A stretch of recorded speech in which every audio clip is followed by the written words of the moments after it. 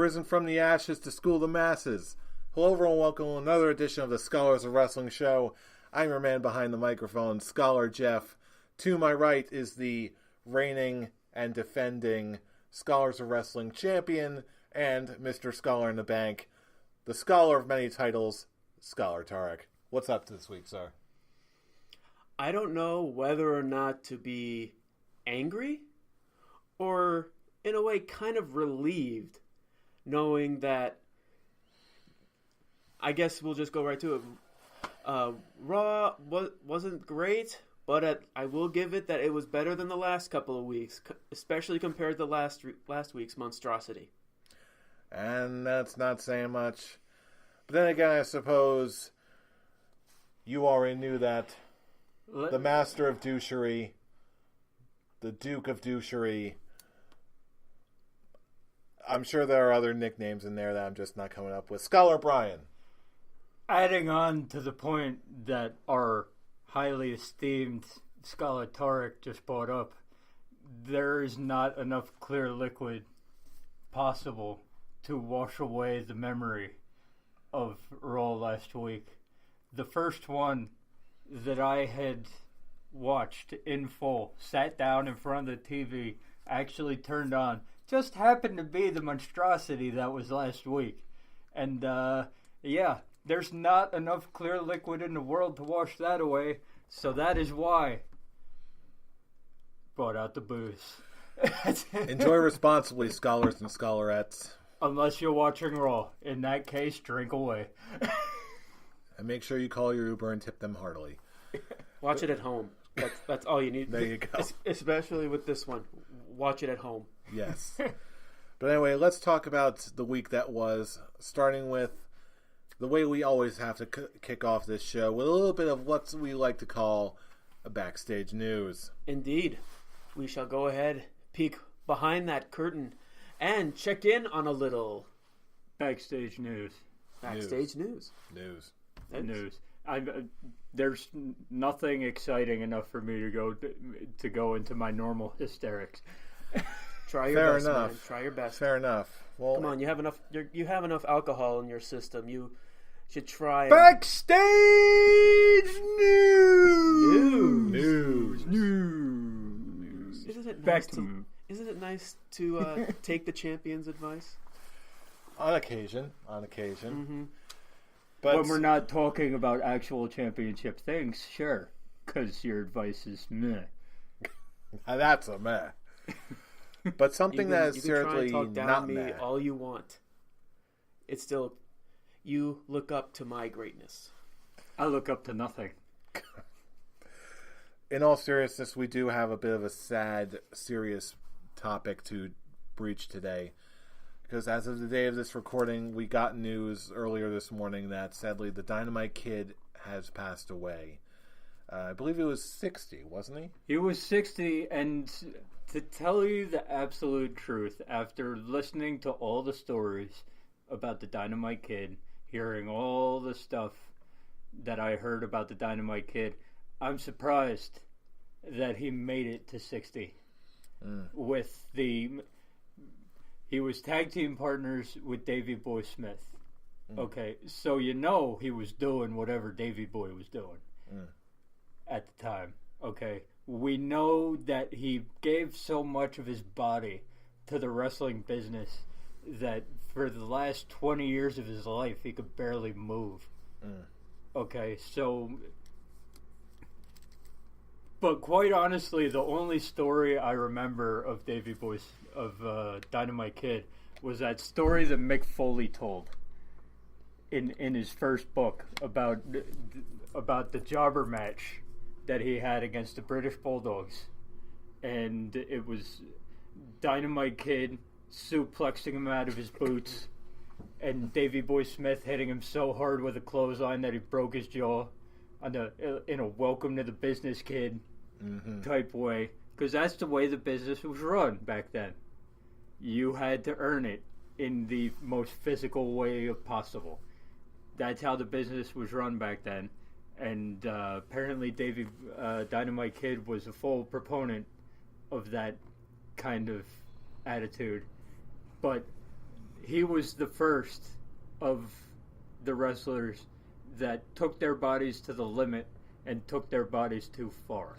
And it's sad that he passed away at 60, but it's also like 60 years after doing all that shit to your body and living the way that you did.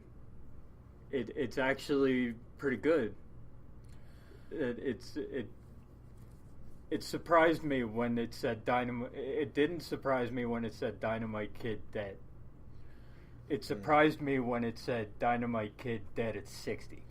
Yeah, I honestly thought it was older than that, just because from the way he looked. Disclaimer: I was not watching wrestling when Dynamite Kid was in his prime.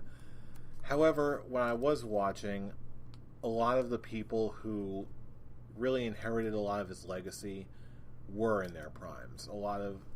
From the British Bulldog to even Chris Benoit. I mean, that speaks for itself in both the best and worst of terms. Just the way he would put his body on the line, and just his way of putting on a match. That sort of reckless style. That's a testament and detriment to his professional legacy. And like we said, the only way I knew him firsthand or secondhand as a current wrestling viewer was his physical state during his latter years, which was, for lack of more precise terms, abysmal. That alone should speak of his legacy.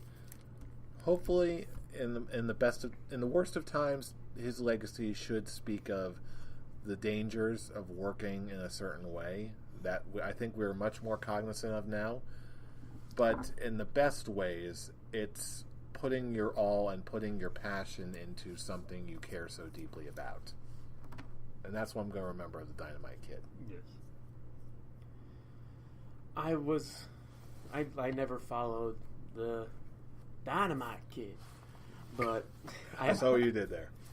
I had to do it at least once. So he never had an impression on me. So I really don't have anything really to add to it other than what you guys have said. Just what we've been learning from him, just what he's done to himself, and yeah, the fact that he lasted this long is an applaud on his own. So it's sad that we have another passing, but now he's in a better place. Did they do any memorial thing to like video package of him? I don't know, because it just happened like overnight. It's way too fresh. It happened like legit after midnight on Wednesday morning.